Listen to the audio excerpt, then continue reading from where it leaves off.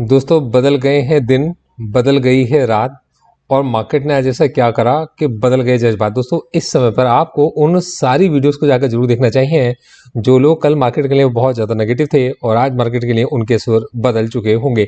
देखो दोस्तों, मेरी हमेशा से कोशिश रहती है कि मैं आपके साथ कभी कोई ज्ञान शेयर नहीं करता और मैं आपके साथ अपनी वो माइन्यूट ऑब्जर्वेशंस, अपनी वो दिन भर की मेहनत, अपना वो सालों का तप शेयर करता हूँ जिसको मैंने आप लोगों के साथ ही डेवलप किया। हम एक ऐसी कम्युनिटी है जिसके अंदर मैं आपके साथ अपने आइडियाज़ और आप मुझे अपने आइडियाज़ शेयर करके चलते हो।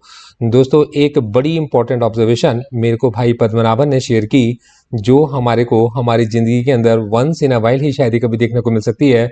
और मार्केट हमें वो सब भी दिखाता है जिस तरफ हमारा ध्यान नहीं जाता। मेरा तो नहीं गया था और भाई पद्मनाभन के थ्रू हमारे पास ऑब्जर्वेशन आई। मैं आप लोगों के साथ वो ऑब्जर्वेशन भी शेयर करने की कोशिश करूंगा। मेरे साथ बने रहिए। एक एक चीज़ स्टेप बाय स्टेप मैं आपको समझाता हूँ।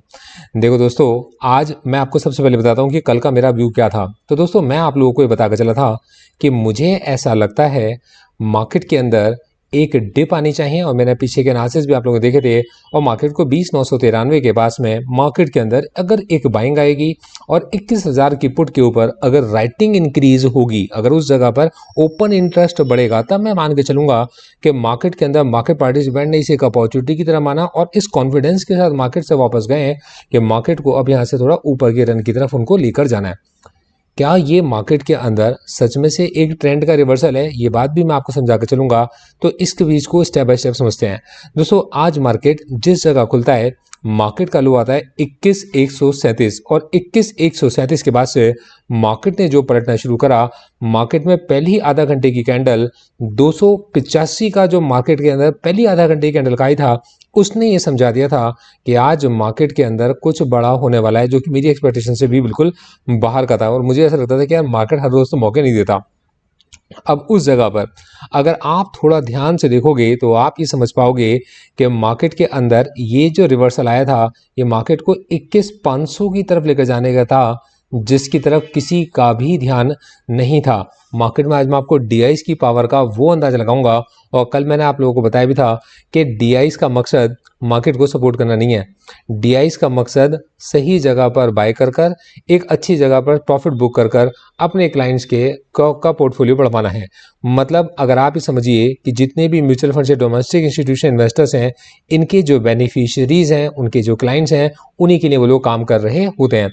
और यहाँ हमें ये भी समझना चाहिए कि यार एफआईज को भी ना ऐसी कोई दिक्कत नहीं होती है। मतलब वो भी इतना प्लान करके ट्रेड करके आते हैं, क्योंकि एफआईज जो होते हैं वो हेज इंस्टीट्यूशंस के जरिए, मतलब आप ये समझिए कि वो हेज फंड्स होते हैं और हेज फंड्स के पास में ये पॉसिबिलिटीज रहती हैं कि वो लोग फ्यूचर्स ऑप्शंस का सहारा लेकर चलते हैं और महंगा खरीद कर भी प्रॉफिट कमाते हैं और सस्ता बेचकर भी प्रॉफिट मार्केट के अंदर से कमाते हैं, क्योंकि वो अपनी पोजीशंस को फ्यूचर्स एंड ऑप्शंस के जरिए हेज कर चलते हैं।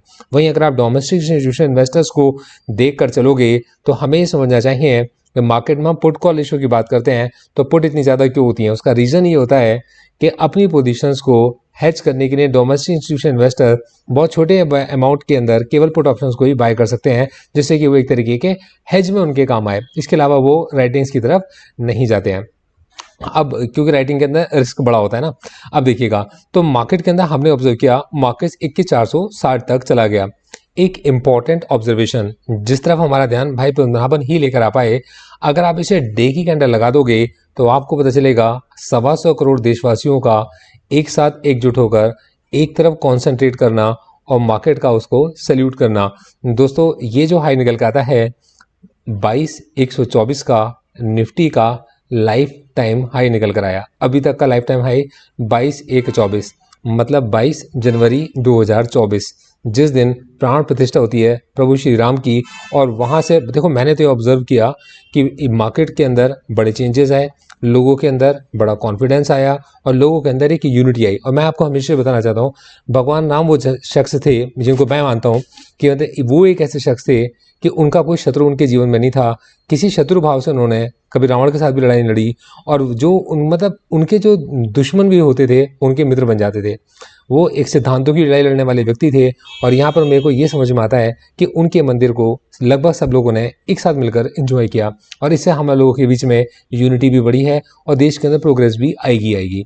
तो दोस्तों मेरा ये मानना था कि यार ये चीज़ मैं नहीं देख सकता था, ये हमारी ज़िंदगी के अंदर जो हमें देखने का मौका मिला, मार्केट लेकर आया और इस पर जो भाई पद्मनाभन है उनकी निगाह सबसे पहले गई अभी तक जितने लोगों को मैं जानता हूँ।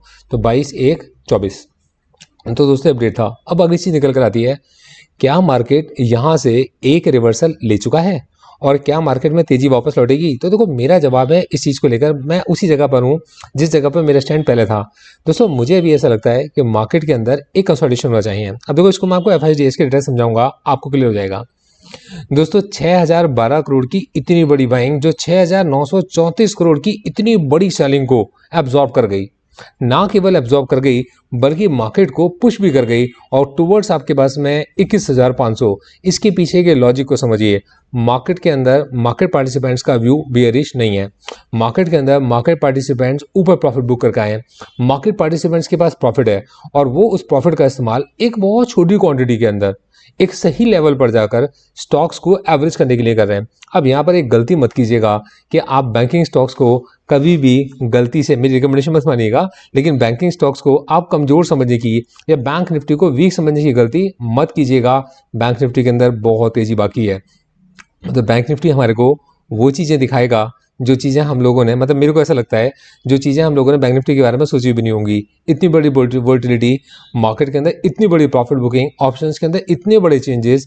आज मैं हैरान था इस चीज़ को लेकर जब मार्केट 44,000 के पास में, मतलब 44,500 के नीचे मार्केट आता है, तब उस कंडीशन में मैं इस चीज़ को लेकर थोड़ा हैरान था कि यार मार्केट के अंदर वो जो 45,000 की कॉल है वो इतनी महंगी क्यों है?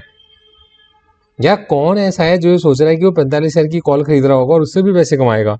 तो मैं खुद इस देख को बढ़ाया था, मैंने कहा यार इसको ना अवॉइड करना चाहिए, तो मैंने बैंक निफ्टी को अवॉइड ही किया। लेकिन दोस्तों जो कमाल दिखाया ना, बैंक निफ्टी नहीं दिखाया और बैंक निफ्टी 45,000 पहुँच कर दिखा दिया। भाई मेरे तो, मतलब मैं तो हैरान ही रह गया था कि यार ऐसे कैसे पॉसिबल है। मतलब एक ही दिन के अंदर ये चीज़ कैसे पॉसिबल है? 30 मिनट की कैंडल मैंने आप लोगों के साथ में लगाई हुई है कि यार एक ही दिन के अंदर ऐसे कैसे पॉसिबल है कि 9:15 बजे तक मार्केट 44,500 के नीचे है और फिर उसके बाद, मतलब देखिए आधा घंटे की कैंडल है ये, 9:15 के बाद में 24 जनवरी का मैं डेटा लगा रखा है। और फिर उसके बाद हम आधा घंटे के बाद ही देखते हैं कि मार्केट 45,000 के ऊपर पहुंच गया और फिर उसके बाद एक वाइल्ड मूव देखिए वापस टूवर्ड 44,582 और वापस से बैंक निफ्टी 45,074 के पास पहुंच गया।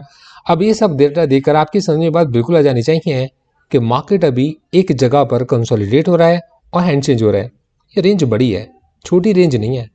21,000 से 21,500 मार्केट की एक ऐसी रेंज निकल कर आती है जहां भी कंसोलिडेशन चलना चाहिए। तो मार्केट के अंदर, मार्केट में कुछ पलट गया है, मार्केट नीचे से पलट गया है, ये व्यू काफी ऊपर तक मार्केट को लेकर जाएगा, ऐसा मेरे को नहीं लगता। मेरे को ऐसा लगता है कि मार्केट एक बड़ी रेंज के अंदर अभी कंसोलिडेट करेगा। बजट से पहले काफी वाइल्ड मूव्स आएंगे और बजट बिल्कुल पास में, अगले हफ्ते की जो है, मतलब अगले हफ्ते जो न्यू एक्सपायरी शुरू हो रही है, मतलब फरवरी की जो एक्सपायरी स्टार्ट हो रही है, 1 फरवरी को आपके पास में जो एक्सपायरी है, और चेंजेस हैं यार जो हम नोटिस करेंगे और ऑप्शंस के प्रीमियम से जो हम देखेंगे, तो मार्केट के अंदर वो जो चेंजेस इस समय पर हैं ये सीखने के लिए बहुत कुछ है। तो मेरी ये पूरी कोशिश रहेगी कि मैं हर रोज़ मार्केट का जो व्यू है मैं आप लोगों के साथ में शेयर करूं और मैं भी मार्केट को पूरा 100% ऑब्जर्व कर पाऊं।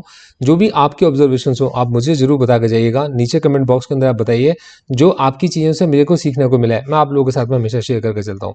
Thank you so much, all the best.